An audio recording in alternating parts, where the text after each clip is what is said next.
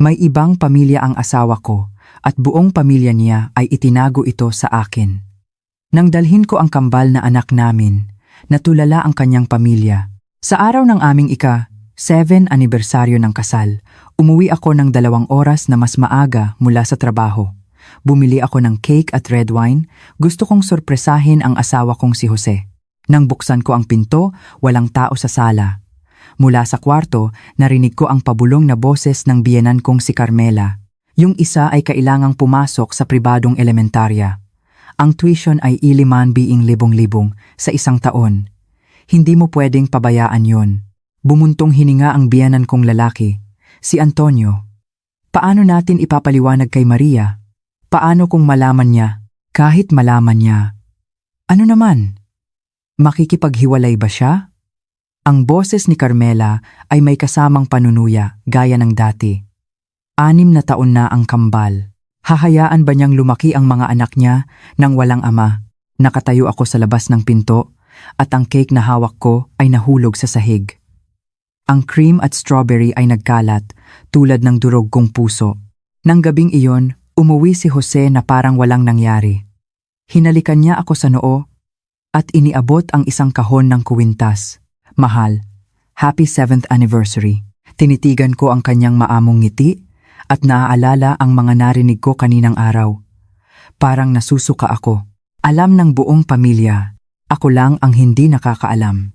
Mayroon siyang ibang pamilya, ibang anak, at ako ang nag-iisang tanga sa pamilyang ito. 6:30 ng umaga, tumunog ang alarm clock. Pikit matang inabot ni Maria ang orasan para patayin ito at nagtagal pa ng 3 minuto sa kama. Ito ang tanging oras sa buong araw na ganap na para sa kanya. 3 minutong hindi siya asawa, hindi ina, hindi manugang. 6:33 ng umaga. Bumangon siya at tahimik na nag-ayos. Ang babae sa salamin ay 35 taong gulang na, may mga pinong linya na sa gilid ng kanyang mga mata, ngunit maayos pa rin ang kanyang balat epekto ng buwanang paggasta ng 8 sa beauty salon. Sa master's bedroom, tulog pa rin ang asawa niyang si Jose. Nakatagilid ito at pantay ang paghinga. Ang sinag ng umaga ay tumatagos sa siwang ng kurtina, tumatama sa kanyang mukha. Gwapo pa rin ang mukha na iyon. 7 taon na silang kasal. Bahagyang umatras ang kanyang hairline, ngunit napanatili niya ang magandang pangangatawan. 3 beses sa 1 linggo siyang nasa gym. Pinagmasdan siya ni Maria sandali, pagkatapos ay pumunta sa silid ng mga bata. Ang kambal na anak, sina Juan at Miguel, ay mahimbing pa ring natutulog. Ang kanilang 6 na taong gulang na mukha ay magkamukhang magkamukha na may mahahabang pilik mata. Lumambot ang puso ni Maria, yumuko siya at hinalikan sila sa noo. Mama, inaantok na sabi ni Juan. Tulog ka pa, maaga pa, pabulong na sabi ni Maria. Sa kusina, naghahanda na ng almusal ang biyenan niyang si Carmela. Kumukulo na ang sinangag sa kawali at umaamoy ang bango ng pritong itlog. Ma, good morning, sabi ni Maria. Tinaas ang manggas ng damit. Ako na po. Huwag na. Gisingin mo na lang ang mga bata, sabi ni Carmela nang hindi lumilingon. May activity sila sa kindergarten ngayon, baka mahuli pa sila. Normal ang tono nito, ngunit naramdaman ni Maria ang bahagyang inis. Laging ganito ang biyenan niya, magalang, ngunit may distansya. Laging may harang. Sa loob ng 7 taon hindi sila nag-away, pero hindi rin sila naging malapit sa isa't isa. 7:00 ng umaga. Nakaupo na ang buong pamilya sa hapagkainan. Si Jose ay nagbabasa ng balita sa cellphone. Ang biyenan niyang si Antonio ay nagbabasa ng dyaryo. Ang kambal ay masayang nag-uusap tungkol sa drawing contest sa kindergarten. Papa, pwede mo ba kaming panoorin sa contest? Tanong ni Juan. Tumingin si Jose at ngumiti ng may paumanhin. Sorry, mga anak, may meeting si Papa ngayon. Sa susunod, promise. Lagi mo namang sinasabi na sa susunod, sabi ni Miguel habang nakanguso. This time, totoo na. Sabi ni Jose habang ginugulo ang buhok ng anak. Mamayang gabi, dadalhin kayo ni Papa sa Jollibee. Gusto nyo? Opo, agad na sumaya ang 2 bata. Pinapanood ni Maria ang eksena at muling lumitaw ang kakaibang pakiramdam sa kanyang puso. Mabuting ama si Jose o sa paningin ng iba. ngunit nitong huling 6 na buwan, mas dumalas ang kanyang pagliban. Parent-teacher meetings, family day, weekend outings laging may dahilan. Mahal, parang maputla ka. Biglang sabi ni Jose. Siguro kulang lang sa tulog, sabi ni Maria habang sumusubo ng kanin. Huwag kang masyadong magpagod. Hayaan mo na lang yung ibang bagay sa opisina, sabi ni Jose habang nilalagyan ng pritong itlog ang kanyang plato. Manager ka na ngayon, hindi mo kailangang gawin lahat. Alam niya, si Maria ay isang middle-level manager sa isang multinational company at maganda ang kanyang sahod. Noong nabuntis siya, pinayuhan siya ng kanyang biyenan na mag-resign, sinasabing kayang-kaya siyang buhayin ng pamilya Reyes. Hindi siya pumayag, pinilit niyang magtrabaho. Dahil dito, nanatiling malamig ang relasyon nila ng kanyang biyenan. Matapos ihatid ang mga bata, nagmaneho si Maria papunta sa opisina.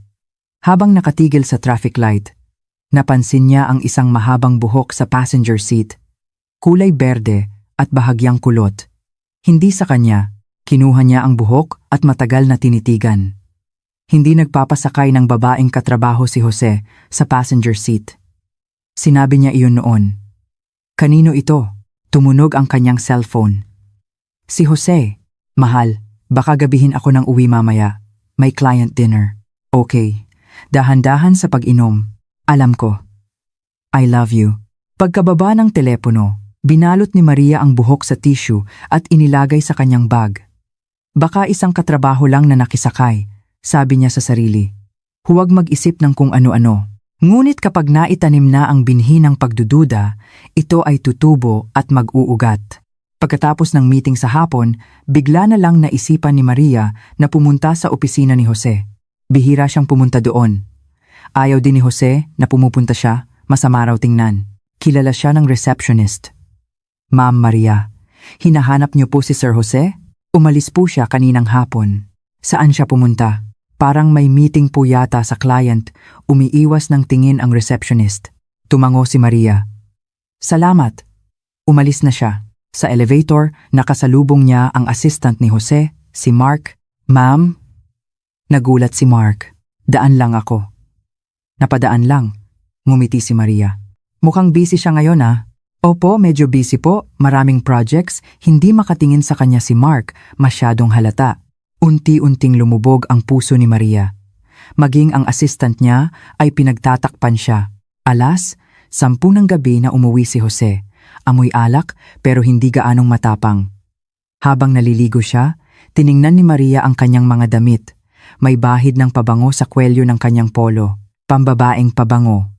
Isang mabangong floral scent. Hindi ito ang brand na ginagamit niya. Mahal, pakikuha ng tuwalya, sigaw ni Jose mula sa banyo. Inabot ni Maria ang tuwalya. Hinawakan ni Jose ang kanyang kamay. Inilapit siya nito sa loob ng banyo. Sa gitna ng singaw, hinalikan siya nito mainit, parang noong bagong kasal sila. Ngunit naamoy ni Maria ang pabango na nagmumula sa balat nito. Anong problema? Naramdaman ni Jose ang paninigas ng kanyang katawan. Pagod lang, itinulak siya ni Maria. Maraming ginawa sa opisina ngayon. Nakahiga sa kama, mabilis na nakatulog si Jose. Si Maria ay dilat na nakatitig sa kisame. 7 taon ng pagsasama, 2 anak, isang tila perpektong buhay. Paano kung ang buhok na iyon, ang pabango na iyon, ang mga umiiwas na tingin, ay pawang nagkataon lang? Ayaw niyang isipin ng malalim. Noong weekend, sinabi ng biyenan niya na mayroon silang high school reunion at isasama niya ang kambal. Gusto sanang sumama ni Maria, ngunit sinabi ni Carmela na puro matatanda lang ang nandoon at maiilang lang sila. Ipasundo mo na lang kayo kay Jose. Huwag na, susunduin kami ng anak ni Tita Celia. Nag-aayos si Carmela ng mga damit ng apo. Doon na rin kami kakain ng hapunan. Huwag niyo na kaming hintayin. Nagtaka si Maria, bihira ang biyenan niyang mag-ayang lumabas kasama ang mga bata at sinadya pa nitong huwag silang isama. Hapon na, nag-iisa si Maria sa bahay at naglilinis. Sa drawer ng kwarto ng biyenan niya, nakakita siya ng isang bote ng gamot. Folic acid. Gamot para sa mga buntis. 58 na ang biyenan niya. Imposibleng buntis ito. Para kanino ito? Hawak ni Maria ang bote, nanginginig ang mga kamay. Naalala niya noong nakaraang buwan, sinabi ng biyenan niya na aalagaan niya ang isang may sakit na kaibigan. 3 araw siyang nawala. Pag-uwi niya, may nahulog na flyer ng isang baby store mula sa kanyang bag. Sabi niya, inabot lang daw sa kanya sa daan. Lahat ng piraso ay nagsimulang magkabit-kabit, ngunit kailangan niya ng ebidensya. Isang direktang ebidensya na hindi maitatanggi. Lunes, nag-leave si Maria at pumunta sa isang telecommunications company. Ang mobile plan nila ni Jose ay isang family plan, at ang pangunahing linya ay nasa pangalan niya. Gamit ang dahilan na nakalimutan niya ang password, nakuha niya ang call log para sa huling 6 na buwan. Isang numero ang madalas na lumitaw, halos araw-araw. Hindi mahaba ang mga tawag, ngunit regular. 8 ng umaga, 12 sigratas at 30 ng tanghali, 9 ng gabi. Isinulat ni Maria ang numero at hinanap ito sa social media. Ang profile picture ay isang babaeng nakatalikod. Ang pangalan, Isabel. Ang profile ay private, ngunit ang cover photo ay isang close-up ng magkahawak na kamay. Ang kamay ng lalaki na may relo sa pulso na kaparehong-kapareho ng kay Jose. Isang limited edition na relo. Regalo niya ito noong kaarawan ni Jose noong nakaraang taon. Nakaupo si Maria sa labi ng telco. Nanlalamig ang buong katawan. Malakas ang aircon, pero pinagpapawisan siya. 7 taon, 2 anak. Ang akala niyang masayang pamilya ay isang malaking kasinungalingan. Tumunog ang kanyang cellphone, si Jose. Mahal, anong gusto mong kainin mamaya? Uuwi ako ng maaga para magluto. Ang boses nito ay malambing pa rin gaya ng dati. Binuksan ni Maria ang kanyang bibig. Ngunit walang lumabas na salita. Gusto niyang itanong kung sino ang babaeng iyon, kung sino ang anak na iyon, gaano na sila katagal. Alam ba ng buong pamilya? Ngunit sa huli, ang nasabi niya lang ay, kahit ano, anong problema? Iba ang boses mo. May sipon lang ako, sabi ni Maria. Sige na, ibababa ko na. Busy ako. Kailangan niya ng oras. Kailangan niyang magplano. Kailangan niyang pag-isipan kung ano ang susunod na gagawin. Habang nagmamaneho pa uwi, walang tigil sa pag-iyak si Maria. Tahimik na pag-iyak, lumabo ang kanyang paningin dahil sa mga luha. Naalala niya noong araw ng kanilang kasal, sinabi ni Jose na mamahalin siya nito habang buhay. Naalala niya noong ipinanganak ang kambal at muntik na siyang maubusan ng dugo, umiiyak ito sa labas ng delivery room. Naalala niya ang bawat anibersaryo, ang mga inihanda nitong sorpresa. Peke ba lahat iyon?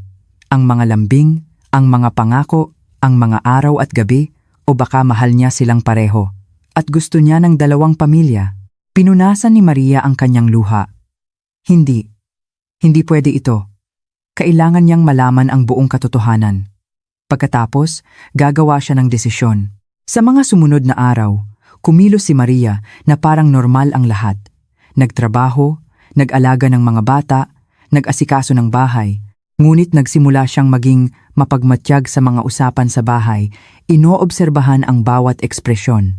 Ang biyenan niya ay lumalayo kapag sumasagot ng telepono. Ang biyenan niyang lalaki ay tumitingin sa kanya nang may halong pagkakasala. Ang cellphone ni Jose ay laging nakataob, Biyernes ng gabi. Habang nanonood ng TV ang pamilya, tumunog ang cellphone ni Jose.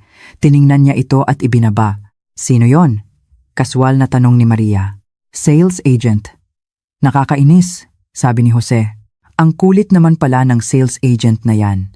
Ibinaba mo na, tumatawag pa rin. Oo nga, tumayo si Jose. Maliligo na ako. Iniwan niya ang cellphone sa sofa. Tinitigan ni Maria ang itim na aparato na parang nakatingin sa isang bomba. Alam niya ang password. Lahat ng password ni Jose ay kaarawan ng kambal.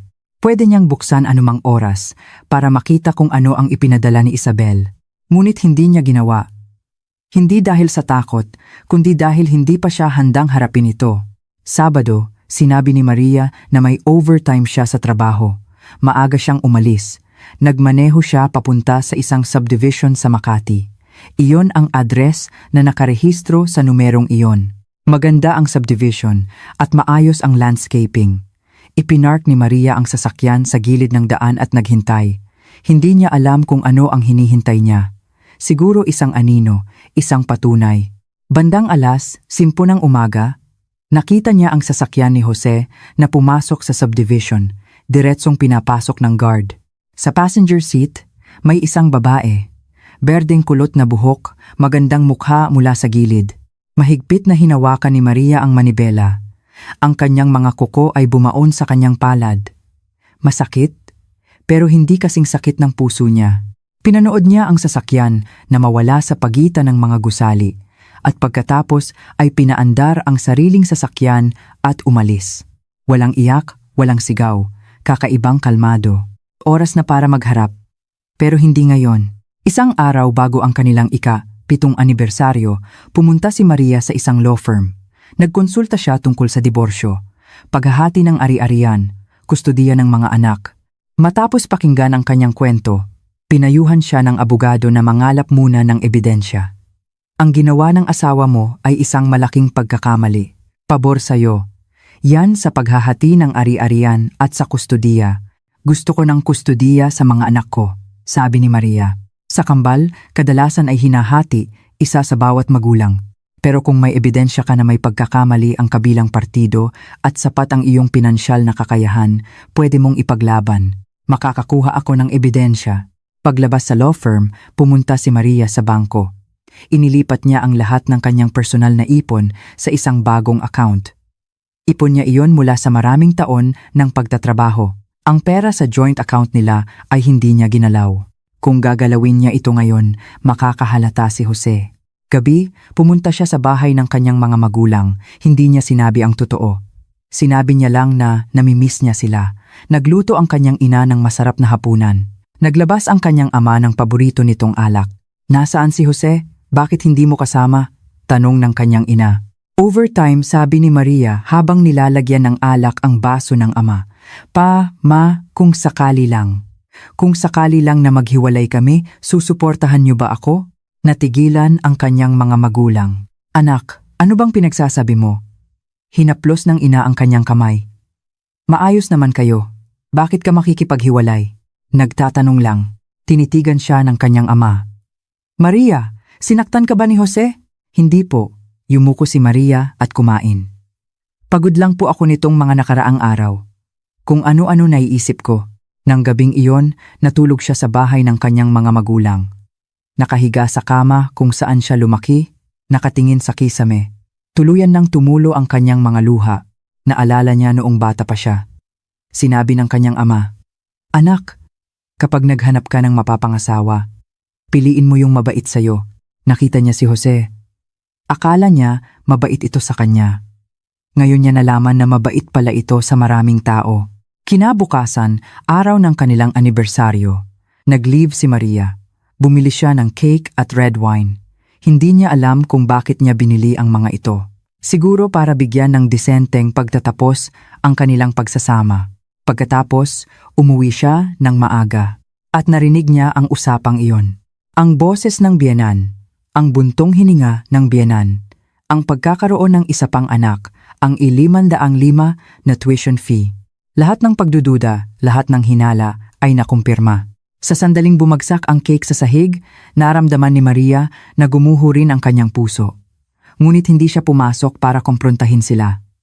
Hindi siya umiyak o nag-iskandalo. Tahimik lang siyang nakatayo sa labas, nakikinig sa usapan sa loob. Ako na ang bahala kay Maria, narinig niya ang boses ni Jose. Nasa bahay din pala ito. Hindi niya malalaman. Hindi mo maitatago ang apoy sa papel, sabi ng biyenan niyang lalaki. Hanggat kaya, itatago natin. Bumuntong hininga si Jose. Wala akong magawa kay Isabel. Anak ko yon. Kailangan kong panagutan. Tumalikod si Maria at dahan-dahang umalis. Paglabas ng gusali, nakakasilaw ang sikat ng araw. Nakatayo siya sa ilalim ng araw, ngunit nanlalamig ang buong katawan. Ganoon pala, isang ibang pamilya, ibang babae, ibang anak. Alam ng buong pamilya. Alam ng biyenan niya, marahil pati ng hipag niya.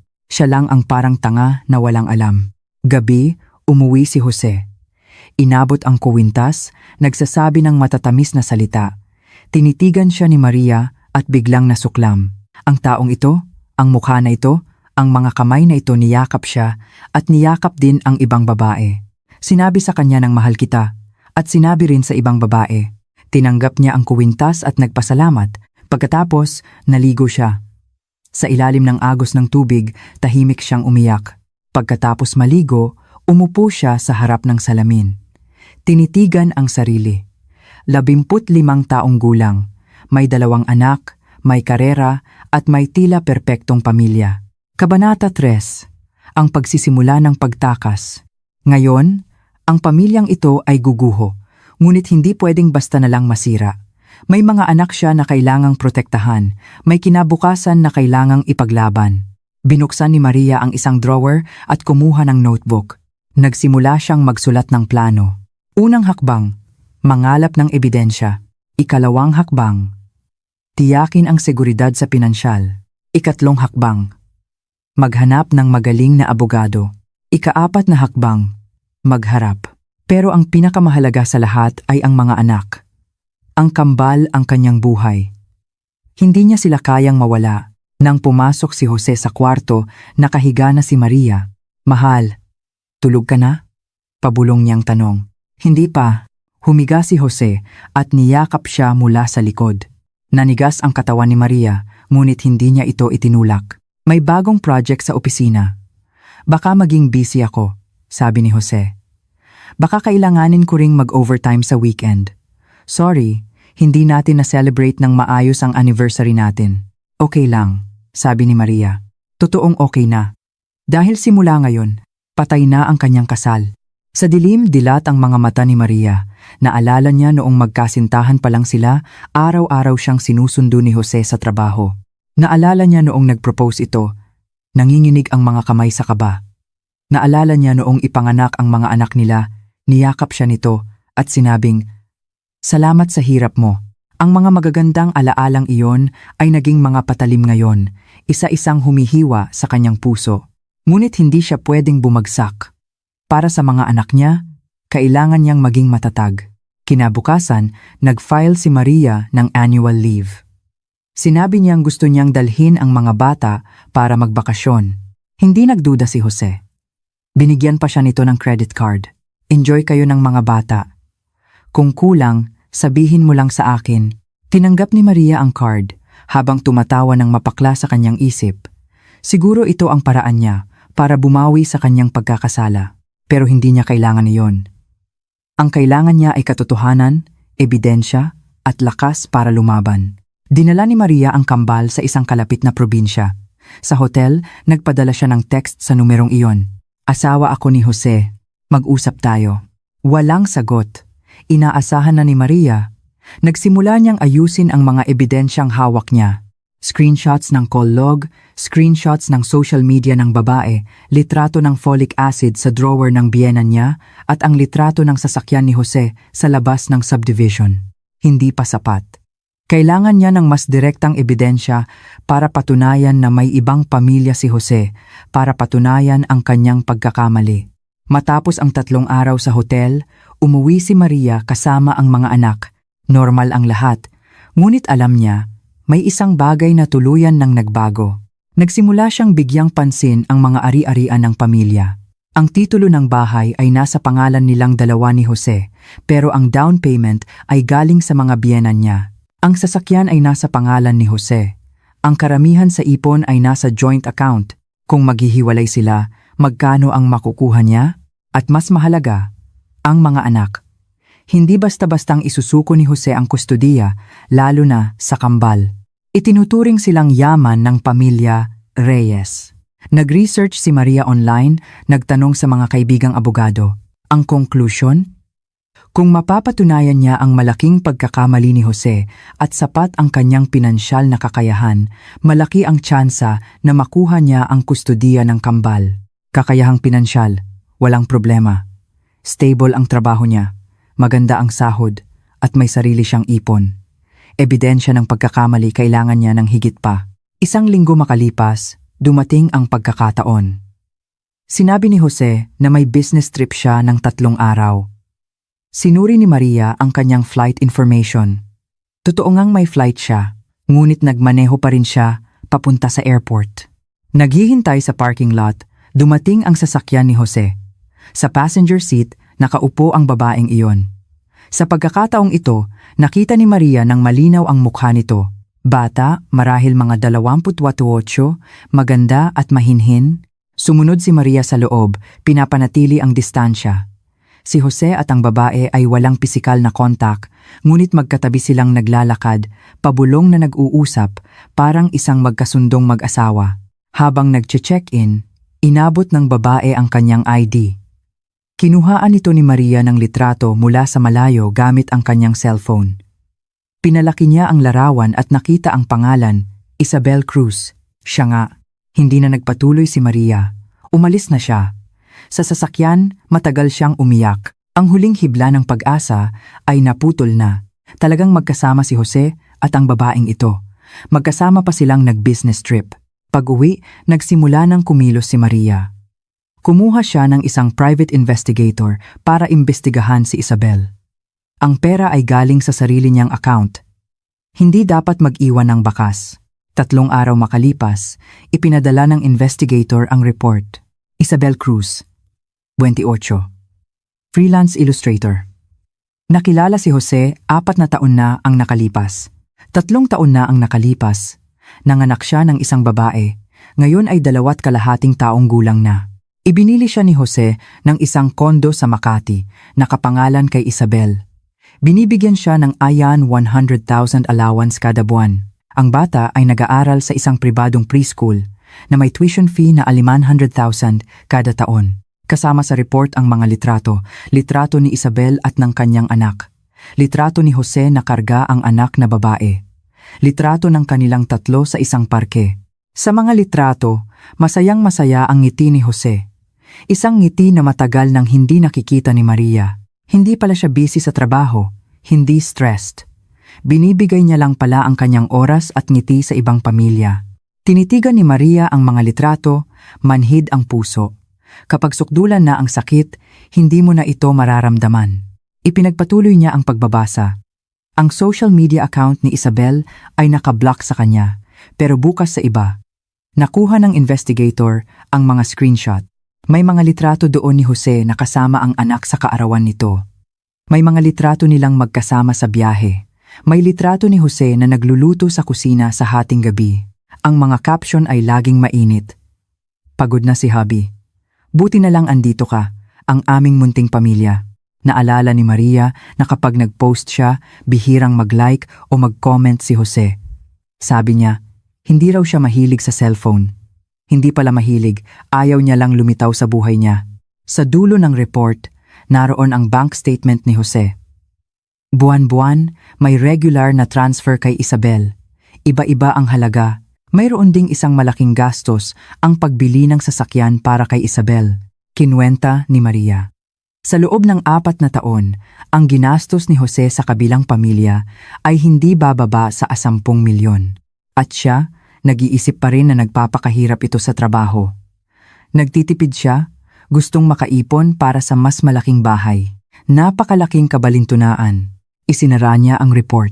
Nakaupo si Maria sa dilim. Sa labas, ang mga ilaw ng siyudad. Bawat bintanang may ilaw ay isang pamilya. Dati, may pamilya rin siya. Ngayon niya lang nalaman, matagal na palang hindi buo. Nang araw na bumalik si Jose mula sa business trip, nagluto si Maria ng masarap na hapunan. Tuwang-tuwa ang kambal, kinukwento ang mga nangyari sa mga nakaraang araw. May dalang regalo si Jose para sa mga bata at isang bagong damit para kay Maria. Salamat, kinuha ni Maria at isinantabi. Hindi mo gusto? Tanong ni Jose. Gusto ko, sabi ni Maria. Kain na tayo. Sa hapagkainan, kinuwento ni Jose kung gaano naging matagumpay ang business trip. Nakakuha raw siya ng malaking kontrata. Nakikinig lang si Maria, iniisip kung kasama ba si Isabel sa pagdiriwang. Gabi, tulog na ang mga bata. Nasa study room si Maria, nag-aayos ng mga dokumento. Pumasok si Jose. Mahal, napagod ka nitong mga nakaraang araw. Niyakap siya nito mula sa likod. Nanigas ang katawan ni Maria. Ayos lang. May problema ba? Naramdaman ni Jose ang kanyang pagbabago. Wala. Itinulak siya ni Maria. Pagod lang. Tinitigan siya ni Jose. May komplikadong emosyon sa kanyang mga mata. Sa isang saglit inakala ni Maria na aamin na ito. Ngunit sa huli, sinabi lang nito, "Magpahinga ka na." Alam ni Maria na hindi ito aamin. Gusto niya ng 2 pamilya, 2 babae, 2 set ng mga anak. Nasisiyahan siya sa sitwasyon. Bakit niya ito sisirain? Kung gayon, siya na ang sisira nito. Mula ng araw na iyon, nagsimula akong lihim na maghanda para sa isang pagtakas. Ang mga pasaporte ng kambal, birth certificate, ang aking bank statement at mga kopya ng lahat ng ebidensya ay itinago ko sa isang safety deposit box sa bangko. Nag-resign ako sa trabaho, ginamit ang natitirang leave at sick leave para magtagal. Walang nakapansin ng kakaiba. Ang isa pang anak ni Jose ay naospital. 3 araw siyang hindi umuwi. Nadulas ang dila ng biyenan ko. Kawawa naman yung bata, sakitin talaga. Sinamaan siya ng tingin ng biyenan kong lalaki. Pero huli na, nakangiti akong nag-empake ng gamit ng kambal. "Mama will take you to Boracay." "Gusto nyo?" Naghiyawan sila sa tuwa. Huli kong tinignan ang bahay na ito, kung saan ako nanirahan sa loob ng 7 taon. Dala ang mga anak, umalis ako ng hindi lumilingon. Pinatay ko ang cellphone, pinutol ang lahat ng paraan ng komunikasyon. Pagkalipas ng 3 oras, tumawag si Jose sa cellphone ng biyenan ko, galit na galit. Wala si Maria at ang mga bata. At ako, nasa airport na sa kabilang dulo ng bansa, hawak ang 3 tiket papuntang Cebu. Mula ngayon, kami ay isang bagong kami. Nang lumipad ang eroplano, tuwang-tuwa sina Juan at Miguel na nakadungaw sa bintana, pinapanood ang mga ulap. Nakaupo si Maria sa gitna, yakap ang 2 anak. Payapa ang kanyang puso, isang pakiramdam na matagal na niyang hindi naramdaman. "Mama, ilang araw tayo doon?" tanong ni Miguel. "Hanggang sa magsawa kayo," sabi ni Maria. "Paano si Papa? Hindi ba siya sasama?" Busy si Papa sa trabaho. Hinaplos ni Maria ang buhok ng anak. "Hindi ba sapat na kasama niyo si Mama?" "Sapat po," sabay na sabi ng 2 bata. Ngumiti si Maria. Sa gitna ng ngiti, nabasa ang kanyang mga mata. Naalala niya ang litrato sa report ng investigator kung saan kasama ni Jose ang isa niyang anak sa isang resort. Ngayon, siya naman ang magdadala ng kanyang mga anak sa isang lugar na walang kasinungalingan. Nang lumapag ang eroplano sa Cebu, gabi na. Dinala ni Maria ang mga anak sa isang hotel suite na nabook na niya. Malapit ito sa mga beach. Para bukas ng umaga ay makakapunta sila agad. Matapos paliguan at patulugin ang mga bata, binuksan ni Maria ang bagong bili niyang cellphone at nilagyan ng bagong SIM card. Ang lumang cellphone ay naka-off na at itinapon sa basurahan sa airport. Sa bagong cellphone, iisa lang ang contact. Ang kanyang abogado, si Attorney Cruz. "Attorney Cruz, nakarating na kami," nag-text siya. "Mabuti. Sundin ang plano. Tumawag ka agad kung may problema." Ibinaba ni Maria ang cellphone at pumunta sa balkonahe. Ang gabi sa Cebu ay mainit at mahalumigmig. Masarap ang hangin sa mukha. Huminga siya ng malalim, ninamnam ang matagal nang nawalang kalayaan. Samantala, sa Maynila, magulo na ang lahat. Umuwi si Jose ng alas 8 ng gabi. Galing siya sa ospital. Mataas ang lagnat ng anak ni Isabel at 3 araw niya itong binantayan. Pagod, pero panatag ang loob. Naalagaan niya ang 2 pamilya. Pagbukas ng pinto, madilim ang bahay. "Maria, mga anak," sumigaw siya. Walang sumasagot. Binuksan niya ang ilaw. Sobrang linis ng sala. Sa ibabaw ng mesa, may isang papel. Sulat kamay ni Maria. "Jose, dinala ko muna ang mga bata. Huwag mo kaming hanapin." Iyon lang. Walang sinabing pupuntahan. Walang sinabing petsa ng pagbabalik. Kinabahan si Jose. Tinawagan niya ang cellphone ni Maria. Naka-off. Tinawagan ang mga biyenan niya. Hindi raw nila alam. Tinawagan ang mga kaibigan ni Maria. Wala raw silang kontak. Isang masamang kutob ang naramdaman niya. Tumatakbo siyang pumasok sa kwarto at binuksan ang aparador. Wala na ang mga damit na madalas isuot ni Maria. Ang maleta ng kambal ay kulang ng 2. Pumunta siya sa study room. Wala na ang mahahalagang dokumento ni Maria. Ang marriage certificate nila ay nandoon pa, pero wala na ang passport ni Maria. Napaupo si Jose sa silya, blanko ang isip. Nalaman na ni Maria. Kailan pa niya nalaman? gaano karami ang nalaman niya. Tumunog ang cellphone. Ang ina niyang si Carmela. Jose, kasama mo ba si Maria at ang mga bata? Naka-off ang cellphone niya, hindi ko matawagan. Nag-iwan siya ng sulat. Sabi niya dinala niya ang mga bata, tuyo ang boses ni Jose. Ano? Sumigaw si Carmela. Saan sila pumunta? Kailan sila babalik? Bakit hindi mo pinigilan? Paano ko pipigilan? Hindi ko nga alam na aalis siya. Dahil ba? Dahil ba nalaman na niya yung tungkol doon? Pabulong na tanong ni Carmela. Tahimik si Jose. Maliban doon, wala nang ibang paliwanag. Pagkababa ng telepono, napasandal si Jose sa silya. Sa mga nakaraang taon, maingat siya. Akala niya, nababalanse niya ang lahat ng maayos. Si Maria ay masunurin, si Isabel ay maunawain. Walang gulo sa magkabilang panig, inisip niya pa nga. Kapag medyo lumaki na ang anak niya kay Isabel, hahanap siya ng pagkakataon para unti-unting ipatanggap kay Maria ang sitwasyon. Ngayon, tapos na ang lahat. Tumawag si Isabel, umiiyak ang boses. Jose, sabi ng doktor kailangan daw ma-admit. Natatakot ako mag-isa. Pupunta na ako, sabi ni Jose. Ikaw, ayos ka lang ba diyan? Iba ang boses mo. Ayos lang, hinilot ni Jose ang kanyang sentido. Papunta na ako.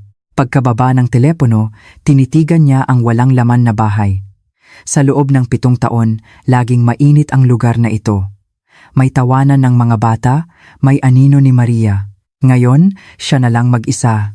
Naalala niya ang huling tingin ni Maria sa kanya, kalmado pero malamig, hindi pala iyon kalmado. Iyon ay pagsuko pagkatapos ng kawalan ng pag-asa. Kinuha ni Jose ang susi ng sasakyan at tumakbo palabas. Gusto niyang pumunta sa ospital, pero mas gusto niyang hanapin si Maria. Ngunit saan hahanapin? Saan pupunta si Maria? Sa bahay ng magulang niya? Sa mga kaibigan? O natuklasan na niya ang tungkol kay Isabel at hinahanap ito? Nang maisip ito, biglang kinabig ni Jose ang manibela at nagmaneho papuntang Makati. Nang buksan ni Isabel ang pinto, nakita niya ang maputlang mukha ni Jose at nagulat. Jose! Anong nangyari? Pumasok si Jose at inilibot ang tingin. Walang bakas ni Maria. Pumunta ba dito? Ang asawa ko?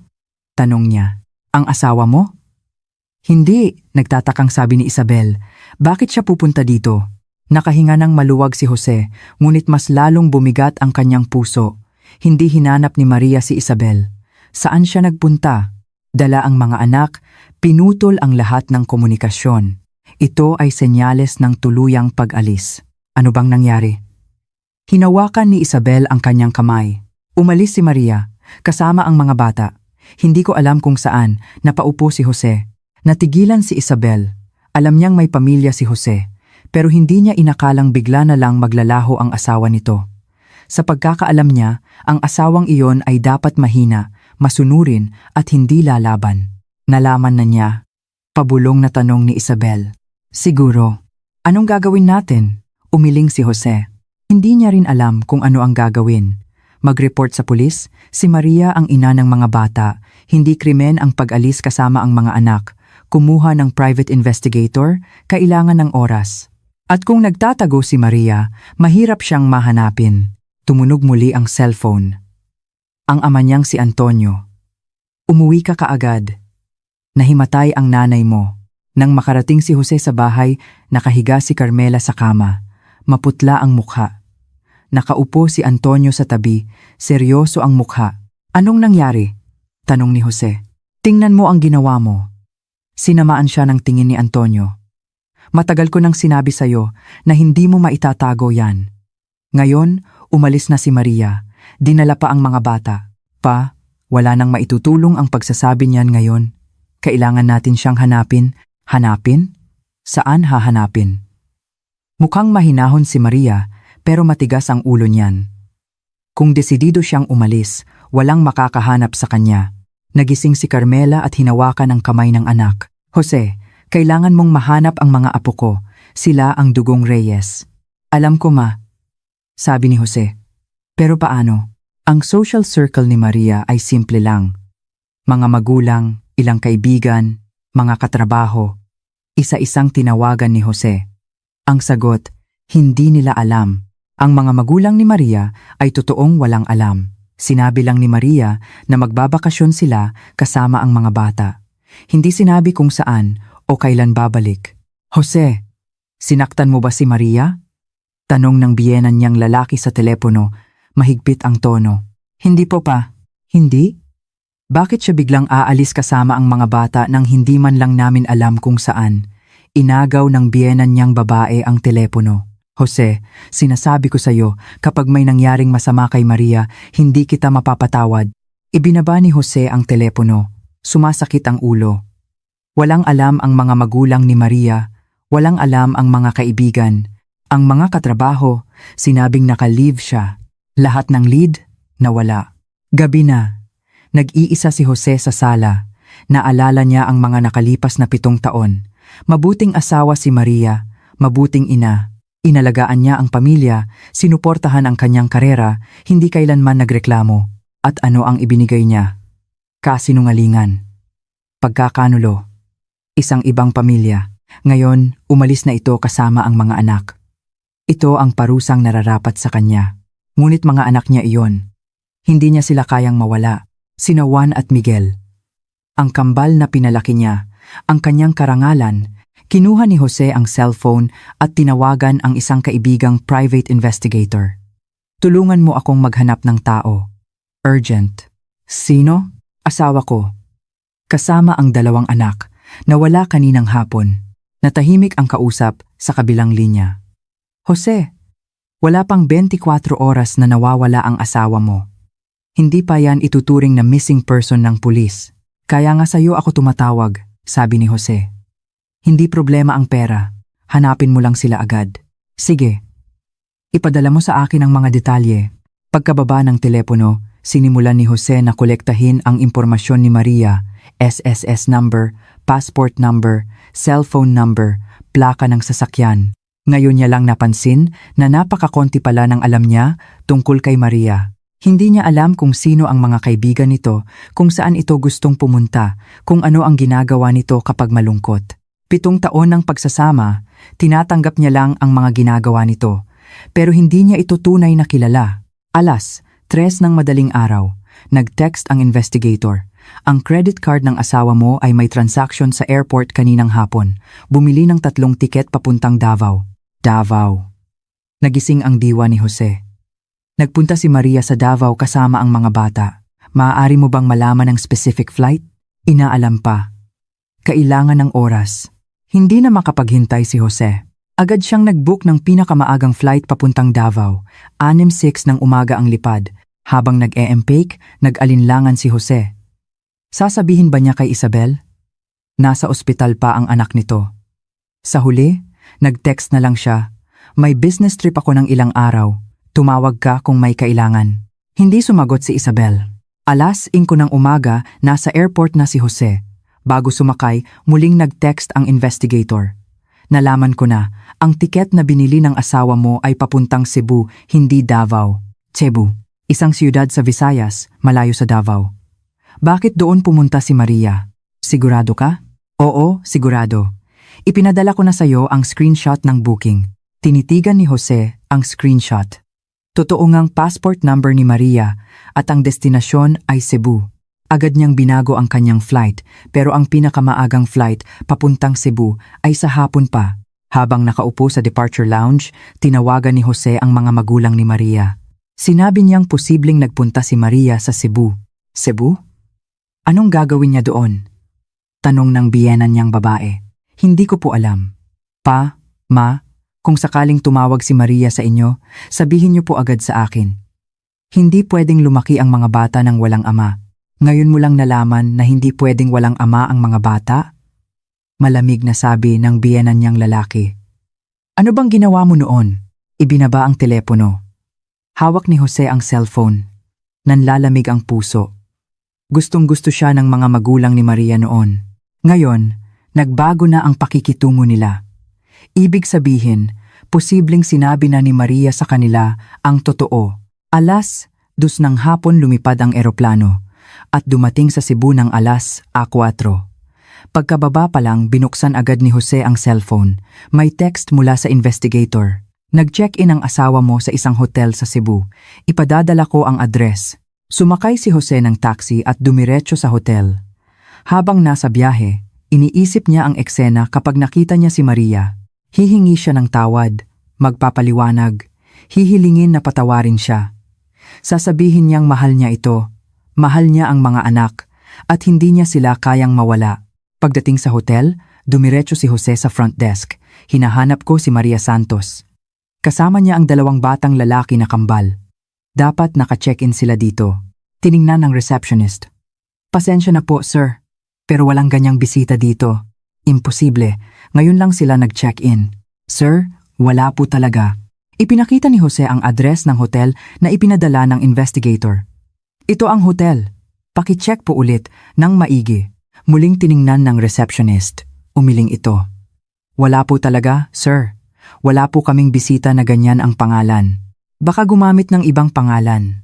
Natigilan si Jose. Gagamit ng ibang pangalan si Maria, saan siya kukuha ng ibang ID? Tumawag ang investigator. Jose, nalaman ko na nag-book nga ang asawa mo sa hotel na yan, pero hindi siya nag-check-in. Ginamit niya ang credit card mo para mag-book. Posibleng pain lang yon. Anong ibig mong sabihin? Posibleng sinadya niyang gamitin ang card mo para mag-book ng hotel, para papuntahin ka sa Cebu, pero sa totoo lang, nasa ibang lugar siya. Sa galit, halos ibato ni Jose ang cellphone. Pinaglalaruan siya ni Maria. Sinadya niyang mag-iwan ng clue para habulin niya ito sa Cebu, habang siya ay nasa ibang lugar. Nasaan siya ngayon? Inaalam pa. Naka-off ang cellphone niya at hindi na ginagamit ang credit card. Mahirap siyang i-trace. Nakatayo si Jose sa lobby ng hotel, pinapanood ang mga taong dumadaan. Bigla siyang nakaramdam ng panghihina. May plano si Maria, matagal na niya itong pinlano, bawat hakbang ay kalkulado. At siya, parang tanga na sumusunod lang sa gusto nito. Dumilim na. Naglakad si Jose sa mga kalsada ng Cebu nang walang patutunguhan. Hindi niya alam kung saan hahanapin. Hindi niya alam kung ano ang ginagawa ni Maria at ng mga bata. Kumain na ba sila? Maayos ba ang tulog nila? Namimiss ba ng mga bata ang kanilang ama? Biglang naisip ni Jose ang isang posibilidad. Nag-abroad kaya si Maria? May passport siya. Ang passport ng mga bata ay kinuha rin noong 1 taon para daw sa future travel. Kung nag-abroad sila, mas mahirap silang hanapin. Agad niyang tinawagan ang investigator. I-check mo ang immigration records. May record ba si Maria at ang 2 bata na umalis ng bansa? Kailangan niya ng clearance. Susubukan ko. Ang paghihintay ay sobrang haba. Kumuha si Jose ng hotel at hindi nakatulog buong gabi.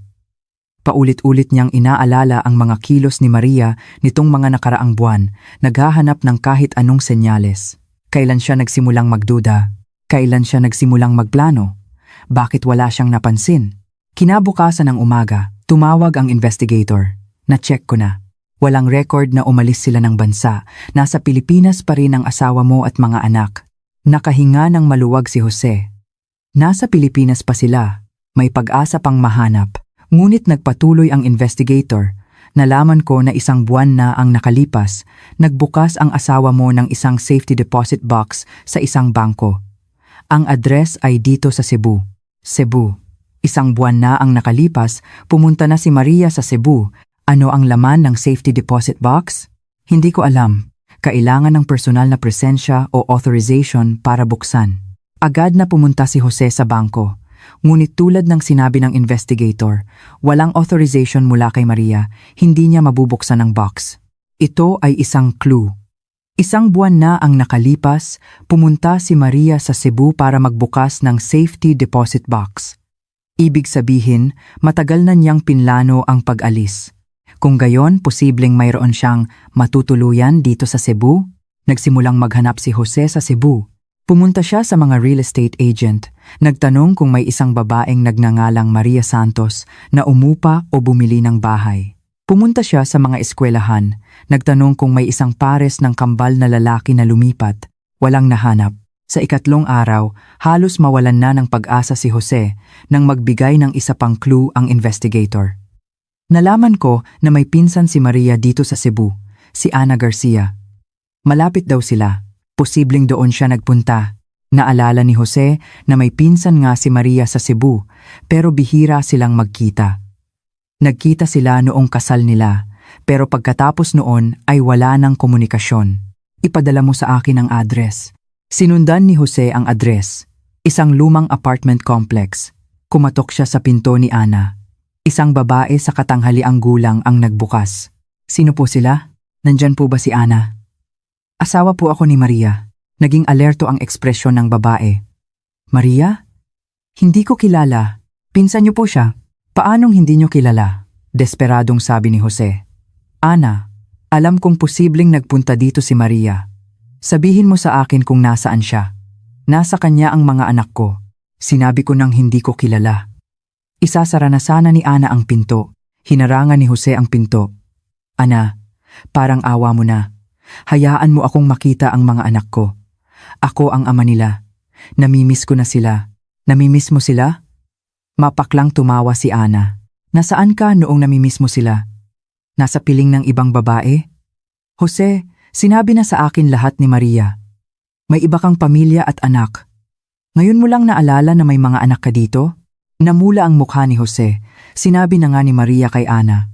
Hindi pagkakaunawaan yon. Pwede kong ipaliwanag.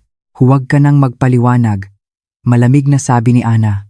Wala dito si Maria at hindi ko alam kung nasaan siya. Kahit alam ko, hindi ko sasabihin sa'yo. Isinara ang pinto. Nakatayo si Jose sa labas, gumuho ang huling hibla ng pag-asa. Kinausap na pala ni Maria pati ang pinsan niya. Ibig sabihin, maingat ang kanyang plano. Posibleng hindi na talaga siya babalik. Nagtuloy si Jose sa Cebu ng 2 pang araw.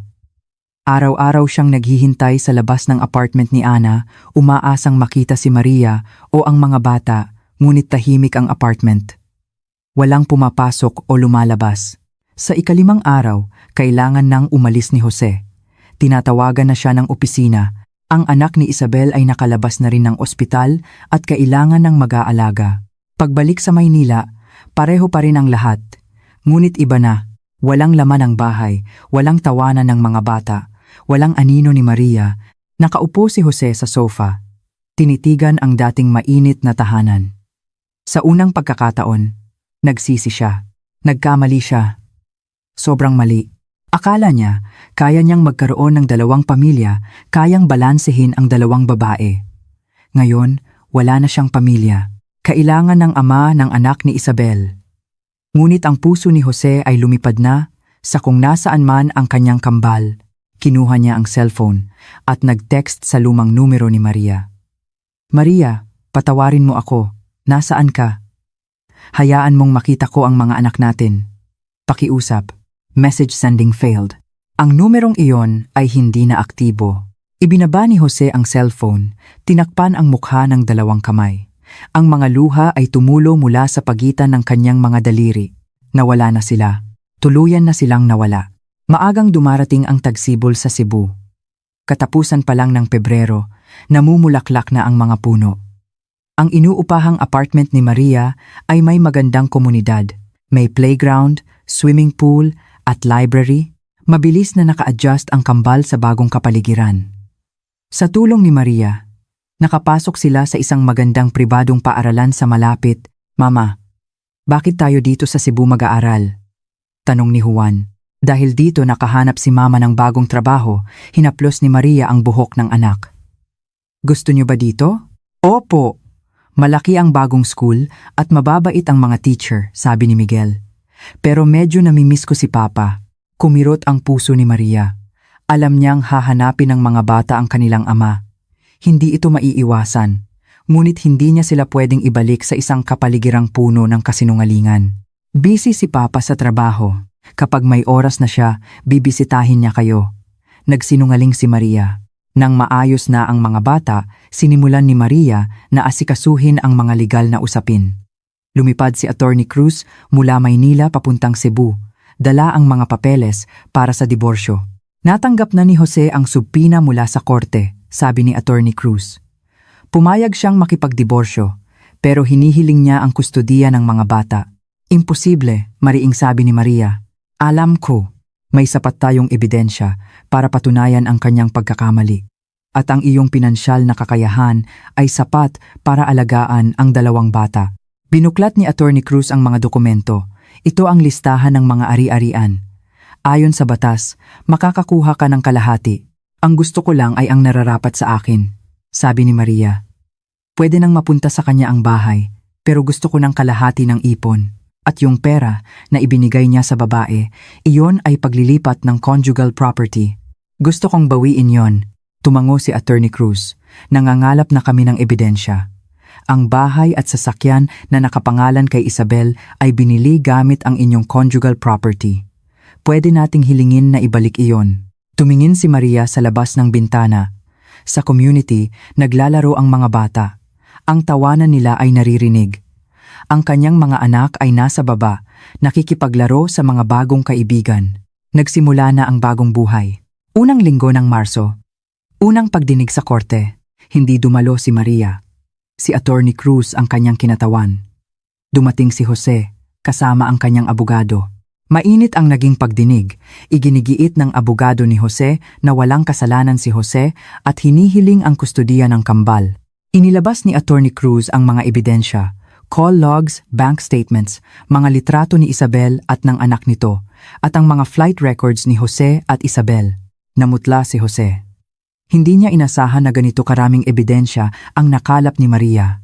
Ang mga ebidensyang iyan ay hindi legal na nakuha, argumento ng abogado ni Jose. Legal na nakuha at may notaryo, kalmadong sabi ni Attorney Cruz. At may testigo na magpapatunay na si Mr. Jose Reyes ay mayroong isa pang de facto marital relationship. Testigo? Natigilan si Jose. Bumukas ang pinto. Pumasok si Isabel. Tiningnan niya si Jose. May komplikadong emosyon sa kanyang mga mata. Pagkatapos, naglakad siya papunta sa witness stand. Ikaw. Hindi makapaniwala si Jose. Patawad, Jose. Pabulong na sabi ni Isabel. Hinanap nila ako. Sabi nila, kung hindi ako magtetestigo, kakasuhan nila ako ng bigami. Hindi ako pwedeng makulong. Kailangan ako ng anak ko. Napaupo si Jose sa silya. Gumuho na ang huling depensa niya. Nagpatotoo. Si Isabel. Inamin na 4 na taon silang nagsama ni Jose at may isang anak na babae. Si Jose ang nagbibigay ng buwanang suporta at nagbabayad ng edukasyon ng bata. Namuhay sila bilang mag-asawa at inakala ng mga kapitbahay na sila ay legal na kasal. Malinaw ang ebidensya. Malinaw ang katotohanan. Ipinagpaliban ng hukom ang pagdinig at maglalabas ng desisyon sa ibang araw. Paglabas ni Jose sa korte, pinalibutan siya ng mga reporter. Hindi alam kung sino ang nagkalat ng balita. Nalaman ng lokal na media ang tungkol sa double life divorce case. Mr. Reyes, totoo po bang may 2 kayong pamilya? Ano po ang masasabi niyo sa ginawa ng inyong asawa? Kaninong anak ang ipaglalaban niyo? Itinulak ni Jose ang mga reporter at mabilis na umalis. Sa unang pagkakataon, naramdaman niya kung ano ang ibig sabihin ng masira ang pangalan. Pag-uwi niya, naghihintay ang kanyang mga magulang. Kumusta? Tanong ni Carmela. Nagtestigo si Isabel, mapaklang ngumiti si Jose. Talo tayo. Ang walang hiyang babaeng yon. Nagmura si Carmela. Pinakain mo, binuhay mo, tapos kakagatin ka patalikod. Ma, tama na. Pagod na sabi ni Jose. Ako ang nagkamali. Mula sa simula, mali na ako. Bumuntong hininga si Antonio. Jose, huli na para sabihin yan. Ang mahalaga ngayon ay kung paano natin mapapanatili ang mga apo natin. Hindi na natin sila makukuha, umiling si Jose. Sapat ang ebidensya ni Maria at malinaw ang pagkakamali ko. Hindi ibibigay sa akin ng hukom ang 2 bata. Kung gayon, ipaglaban mo ang isa, sabi ni Carmela. Kambal sila, isa sa bawat isa. Patas yon, patas. Gustong matawa ni Jose. Naging patas ba siya kay Maria? Naging patas ba siya kay Isabel? Naging patas ba siya sa mga anak niya? Ang gusto niya lang ngayon ay isang pagkakataon na makita ang mga anak niya at humingi ng tawad sa kanila. Ilang araw makalipas, tumawag si Attorney Cruz kay Maria. Sinabi niyang pumayag na si Jose sa diborsyo at isinusuko na ang kustodiya ng mga bata. Hinihiling na lang niya ang visitation rights. Handa niyang ibigay sa iyo ang bahay at kalahati ng ipon. Ang hiling niya lang ay payagan mo siyang makita ang mga bata, sabi ni Attorney Cruz. Nag-isip si Maria. Pwede ang visitation rights. Pero dapat nasa ilalim ng aking superbisyon. At hindi pwedeng isama ang babaeng yon at ang anak niya.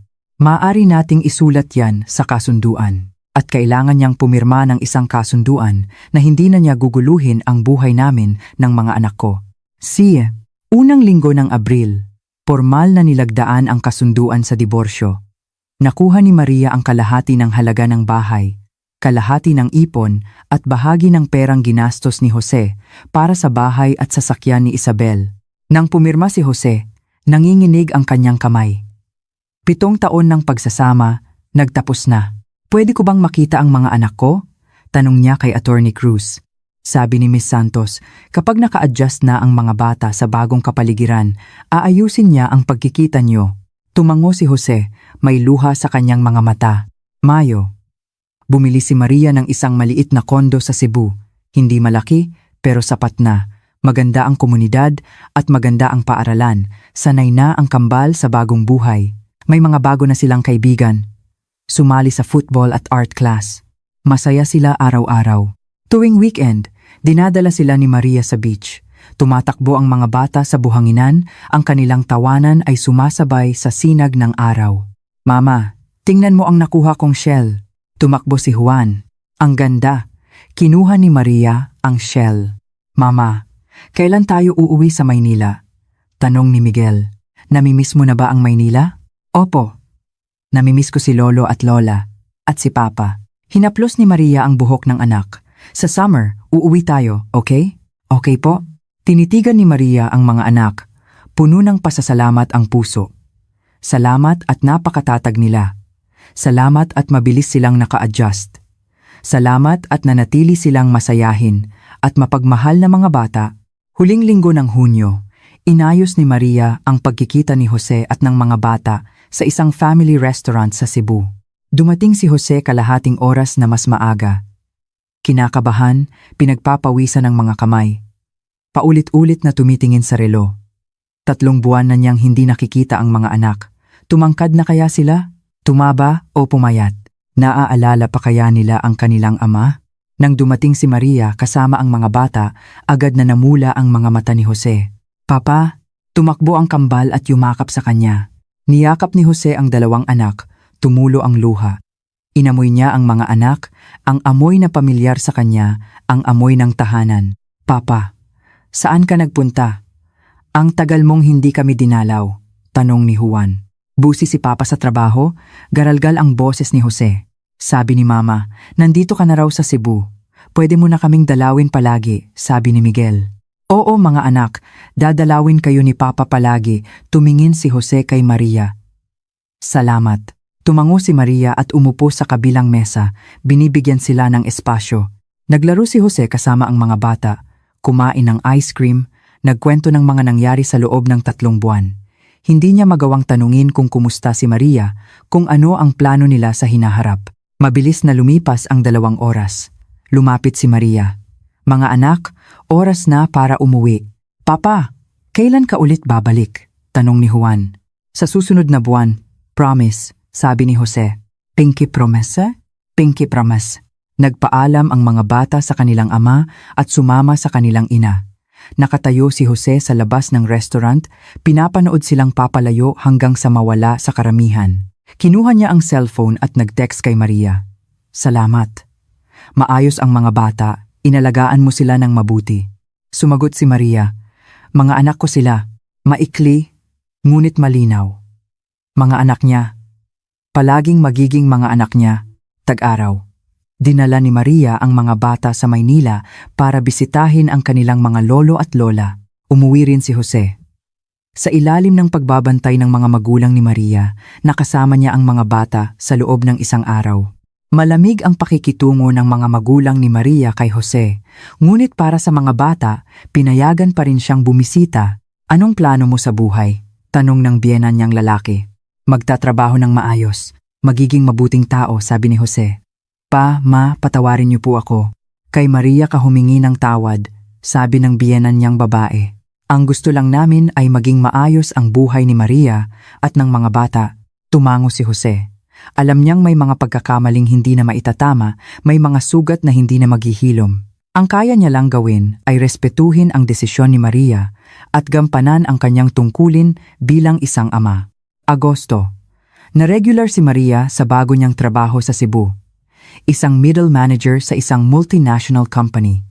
Mas mataas ang sahod kaysa dati at mas maganda ang working environment. Nag-upa siya ng isang maliit na opisina at nagsimulang tumanggap ng mga freelance translation projects. Ito ang kanyang major noong kolehiyo, na matagal nang nakalimutan. Ngayon, binabalikan niya ito.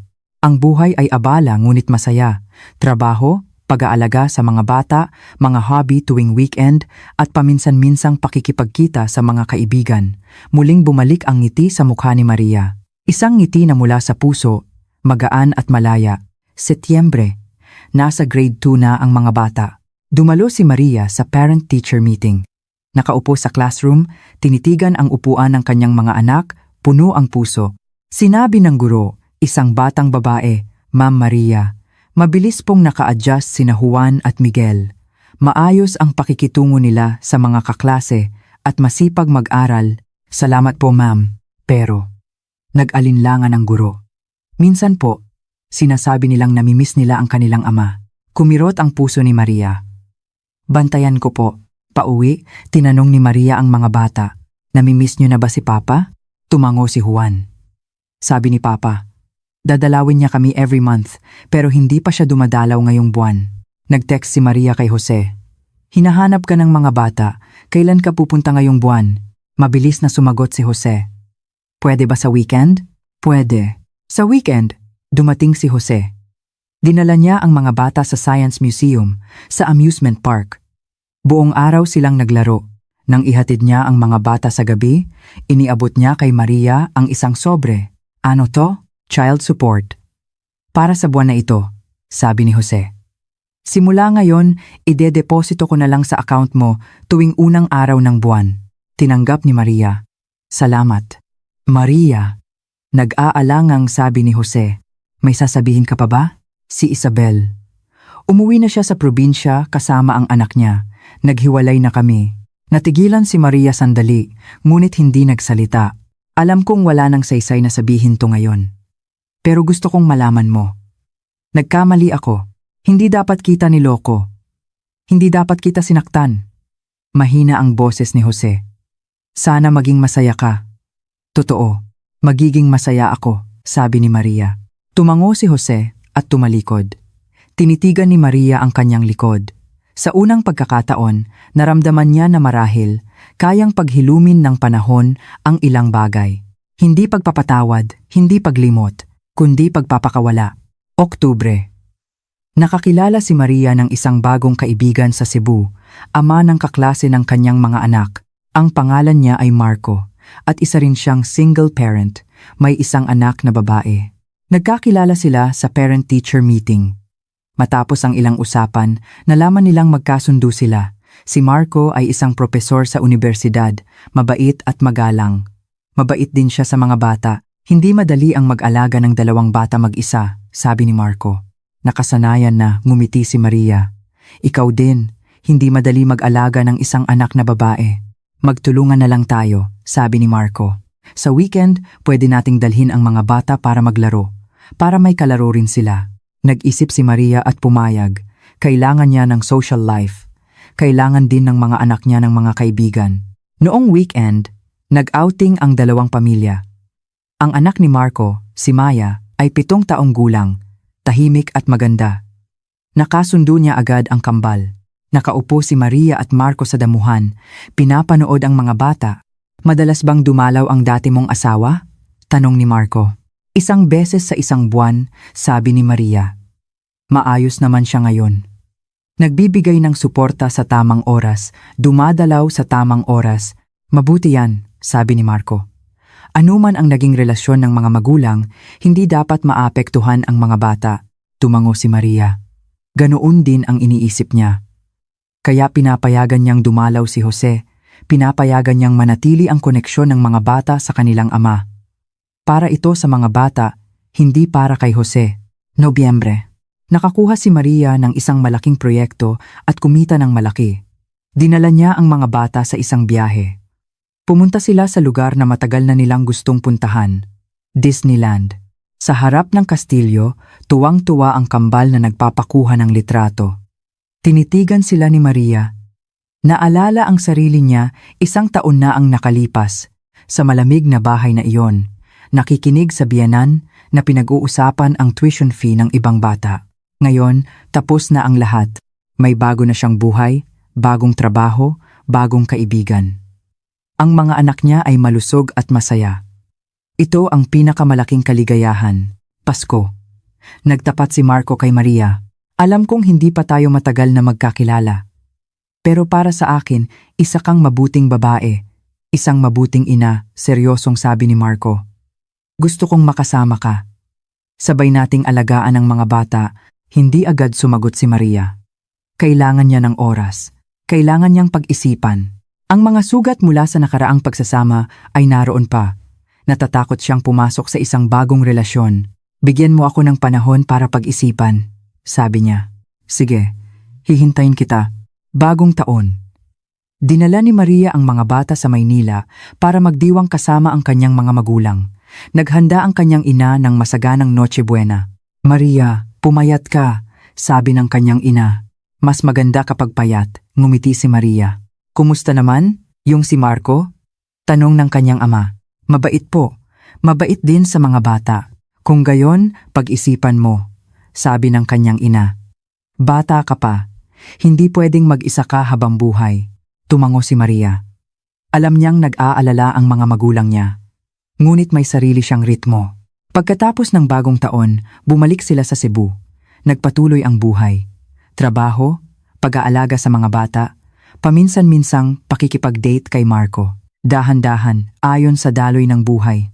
Tagsibol. Opisyal na naitatag ang translation agency ni Maria. Nag-resign siya sa kanyang corporate job para pagtuunan ng pansin ang sariling negosyo. Mahirap, pero malaya at may pakiramdam ng tagumpay. Sa watong kaarawan ng kambal, lumipad si Jose mula Maynila para magdiwang kasama sila. May dala siyang regalo, cake at isang sulat para sa inyo. Basahin niyo kapag nakaalis na si Papa, sabi ni Jose. Nagblow ng kandila ang mga bata, naghiwa ng cake, masayang masaya. Tinitigan sila ni Jose, may luha sa kanyang mga mata.